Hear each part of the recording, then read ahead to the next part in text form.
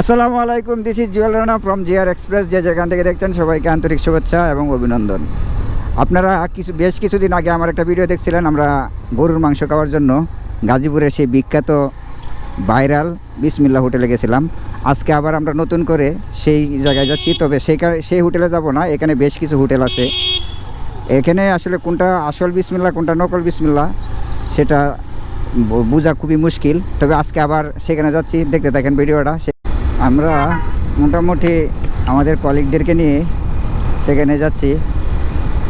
আমাদের এখান থেকে মোটামুটি দূর আছে, যে দূর থাকলেও কথা আছে না, শখের তোলা 80 টাকা, সেই শখে আর কি। আমাদের প্রথম টার্গেট ছিল আপনার হাঁসের মাংস, কিন্তু হাঁসের মাংস খাইতে গেলে ওয়েস্টিনে যাইতে হবে। ওয়েস্টিনে যাওয়ার মতন টাকা নাই, তাই এখানে যাইতেছি।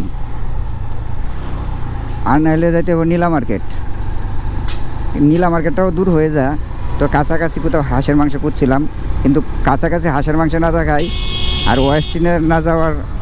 ওয়েস্টিনে যাওয়ার মতন টাকা না থাকায় মূলত আজকে এই বাইপাস যাওয়া। দেখেন ট্রাকের কি জ্যাম আর জ্যাম, একবারে জ্যাম। পুরা রাস্তাটাই মনে হইতেছে ডিস্ট্রিক্টের জ্যাম।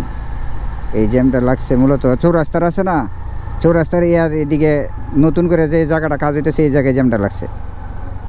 মোটামুটি আমরা চলে আসলাম, ওইটা খাইছিলাম আলামিন। আজকে আসছি এটা দেখা যাচ্ছে আলামিন। দেখা যাক আমরা কোথায় খাওয়া দাওয়া করি। আমাদের খাওয়া দাওয়াটা মনে হয় আলামিনেই করবো।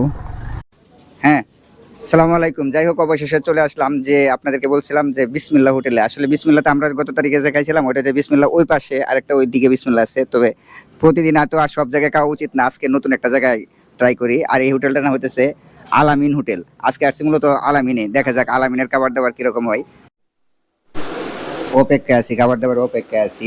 যেমন আসতেছে খাবার দাবার, মোটামুটি আমরা অপেক্ষাতে আছি। দেখা যাক আজকে খাবার দাবারটা কেমন হয়। কি অনুভূতি আছে না, কিছু বলবেন নাকি? আমরা খাওয়ার পরে বিস্তারিত বলবো। আগে বলা যাবে না? আসলে খুবই মানে তৃপ্তি সহকারে খাবো, তো এই জন্য একটু অপেক্ষায় আছি যে কিছু বলবো পরে আর কি। ঠিক আছে, দেখি খাওয়া দাওয়ার সবাই খাওয়া দাওয়ার পরে রিভিউ দেবো। আসলে খাওয়া দাওয়ার আগে তো রিভিউ দেওয়া যায় না। হোটেলের অবস্থাটা তো মানে এত ভিআইপি ধরনের সিস্টেম না, কিন্তু খাবার দাবারটা এসে মেন বিষয়। আসলে আমরা খাবার দাবারটার উপর ফোকাস করবো বেশি। তবে আসেন এখন মূল কথায় আসি। হ্যাঁ, আমার খাবার দাবার শেষ, আমার কলিগেরা এখনো খাওয়া দাওয়া করতেছে। যেটা হচ্ছে রিয়েল কথা, এখানে মাংসের পরিমাণ কম ছিল না, যথেষ্ট পরিমাণ ভালো মাংস ছিল। আর মাংসগুলো খাবার মতো খুবই ভালো। অন্য অনেক জায়গায় দেখবেন এই খালো মাংসগুলো কি হয়, খালাগুনা গুলাকে হয় একবারে শক্ত করে লাগে। আর যখন শক্ত করে লাগে খাবারটা একটু কেমন জানি লাগে, ভালো লাগে না। অনেকে এই জন্য খালাগুনাটা পছন্দ করে না, যে খাবার বেশি শক্ত, মাংস বেশি শক্ত হয়ে গেল।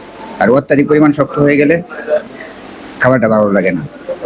আর এখানকার মাংসটা এবারে আমার কাছে ভালো লাগছে। আবার মাংসের পরিমাণ ভালো ছিল, সালাদটা সত্যি ভালো লাগছে, এভরিথিং। এবং সাথে কি এটা প্যাকেজ ছিল 300 টাকার একটা প্যাকেজ। আর 300 টাকা প্যাকেজের মধ্যে কিন্তু এই দুইটা এটাও ইনক্লুড করা ছিল আমাদের। তবে আমার কথাটা তো বললাম,